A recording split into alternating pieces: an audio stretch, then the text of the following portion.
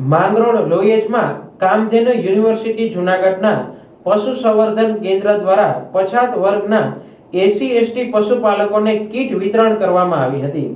જિલ્લામાં છેલ્લા 19 વર્ષથી કાર્યરત પશુ સંવર્ધન કેન્દ્ર લોયેજમાં કામધેનુ યુનિવર્સિટી જૂનાગઢના CBFની દેખરેખ પર કાર્યરત અને અનુદિત છે, જેના દ્વારા લોયેજ સ્વામિનારાયણ મંદિરના મુખ્ય કોઠારી સ્વામી મુક્ત સ્વરૂપ સ્વામી અને ભંડારી સ્વામી નોતમ પ્રકાશજી, અન્ય સંતો તેમજ યુનિવર્સિટીના પશુ સંવર્ધન કેન્દ્રના ડોક્ટર ચૌધરી સાહેબ તેમજ લોયેજ કેન્દ્રના ઇન્ચાર્જ કાર્યકર્તા ઉપસ્થિતિમાં લોયેજની આજુબાજુના ગામોના પછાત વર્ગના પશુપાલકોને નફાકારક પશુપાલન કઈ રીતે કરવું તેમજ ઉનાળામાં પશુઓને ગરમીથી બચવા શું કાર્ય કરવું એ અંગેની સમજણ ડોક્ટર ચૌધરી દ્વારા આપવામાં આવી હતી।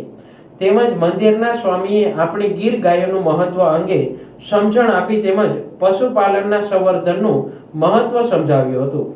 એક ટૂંકી શિબિર કરી અને હાજર તમામ પશુપાલકો પછાત વર્ગના હતા।